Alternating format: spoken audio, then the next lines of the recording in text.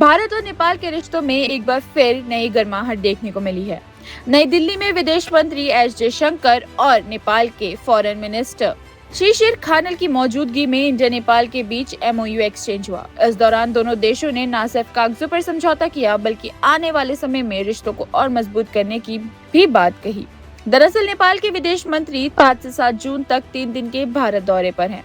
यह उनकी पहली ऑफिशियल इंडिया विजिट मानी जा रही है और इसलिए इस मीटिंग को काफी अहम बताया जा रहा है। इस मीटिंग में दोनों देशों ने development cooperation, connectivity, trade, transit, energy और पीपल टू पीपल टाइज जैसे कई मुद्दों पर चर्चा करी। MEA के मुताबिक दोनों मंत्रियों ने बायलैटरल रिलेशन को नई ऊंचाइयां देने की भी बात करी। सबसे बड़ी बात यह रही कि EAM एस जयशंकर ने वर्चुअली नेपाल को 72 हेल्थ फैसिलिटीज और 12 कल्चरल हेरिटेज प्रोजेक्ट्स हैंडओवर किए। ये प्रोजेक्ट्स 2015 नेपाल अर्थक्वेक के बाद इंडिया की रिकंस्ट्रक्शन असिस्टेंस के तहत बनाए गए हैं।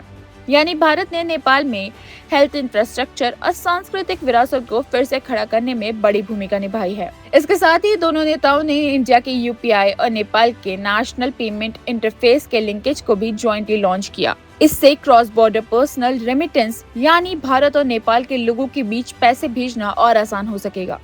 खासकर उन लोगों को फायदा होगा जो इंडिया नेपाल के बीच काम, पढ़ाई या फैमिली सपोर्ट के लिए पैसे ट्रांसफर करते हैं। मीटिंग के दौरान जयशंकर ने इंडिया नेपाल रिलेशन को वेरी स्पेशल रिलेशनशिप बताया और कहा कि अब दोनों देशों के पास बायलैटरल टाइज को डिसिसिवली आगे बढ़ाने का मौका है। वहीं नेपाल के विदेश मंत्री ने भी कहा कि नेपाल इंडिया को अपना सबसे करीबी पड़ोसी मानता है और सबसे अहम पार्टनर मानता है। उन्होंने यह भी कहा कि नेपाल अपने पुराने सारे मनोमुटाव भुलाकर आगे बढ़ने को तैयार है। हालांकि इंडिया नेपाल रिलेशन में कभी बॉर्डर इशू जैसे सेंसिटिव मुद्दे भी रहे हैं। हाल ही में इंडिया ने साफ कहा है कि नेपाल बॉर्डर डिस्प्यूट को किसी थर्ड पार्टी के जरिए नहीं बल्कि बायलैटरल तरीके से ही सुलझाया जाना चाहिए। इसके बावजूद दोनों देशों की इस मीटिंग में फोकस कोऑपरेशन और फ्यूचर पार्टनरशिप पर ज्यादा रहा। भारत और नेपाल के रिश्ते सिर्फ डिप्लोमेसी तक सीमित नहीं, दोनों देशों के बीच open border, culture connectivity, trade, tourism, religion और फैमिली टाइज भी गहरे हैं। ऐसे में health facilities, heritage projects, digital payment linkage और कनेक्टिविटी जैसे स्टेप्स इस रिलेशनशिप को ग्राउंड लेवल पर भी मजबूत करेंगे। कुल मिलाकर जयशंकर और शिशिर खानल की यह मीटिंग इंडिया नेपाल रिलेशन को रीसेट करने और रिन्यू करने का कॉन्फिडेंस दे रही है।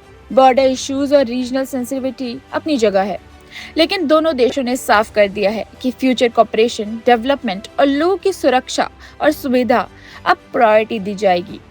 आपका इस बारे में क्या सोचना है, हमें कमेंट्स में जरूर बताएं और इसी तरह देश और दुनिया की तमाम बड़ी खबरों के लिए बने रहे वन इंडिया हिंदी के साथ।